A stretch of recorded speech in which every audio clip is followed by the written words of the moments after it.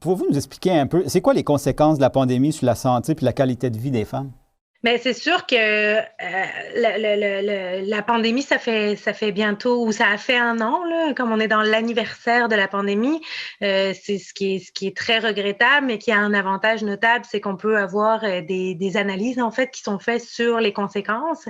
Et il y a notamment l'Observatoire québécois des inégalités qui a fait un très un très beau document à la fin de l'année passée, donc en décembre 2020, pour nommer un peu quelles sont les inégalités qui ont été, je dirais, mises en exergue pendant la pandémie. On parle par exemple, des inégalités au regard de la santé mentale, de la santé physique.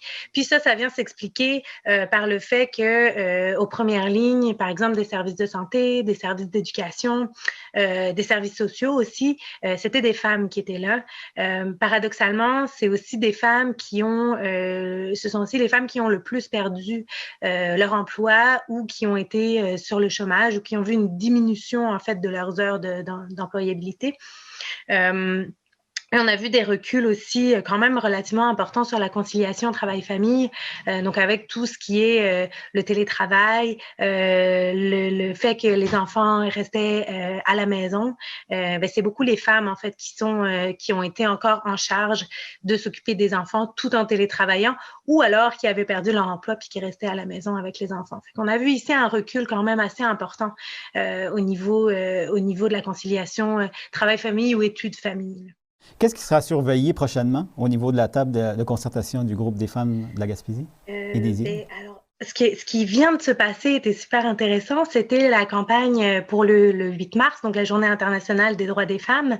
On a créé une campagne de capsules radiophoniques où on a donné en fait la voix aux femmes. Qu'est-ce qui pourrait changer? Pourquoi écouter les femmes de la Gaspésie et des îles de la Madeleine? Parce que c'était le thème de cette année. Écoutons les femmes.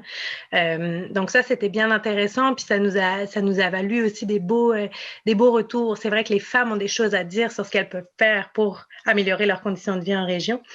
Donc là, on est encore dans cette campagne-là. Mais sinon, le 17 mars, il y a un webinaire justement du programme dont je viens de parler, Persévérer dans l'égalité, où on va discuter c'est ça, de comment amener en fait des réflexions sur les stéréotypes dans la petite enfance et nous permettre d'avoir un regard qui soit critique par rapport au modèle qu'on propose aux jeunes filles et aux jeunes garçons. Puis les gens intéressés à participer au webinaire, faut-il qu'ils s'inscrivent d'avance? Oui, l'inscription est obligatoire. Puis l'événement Facebook est déjà sorti. Donc l'inscription est obligatoire. Par contre, c'est gratuit.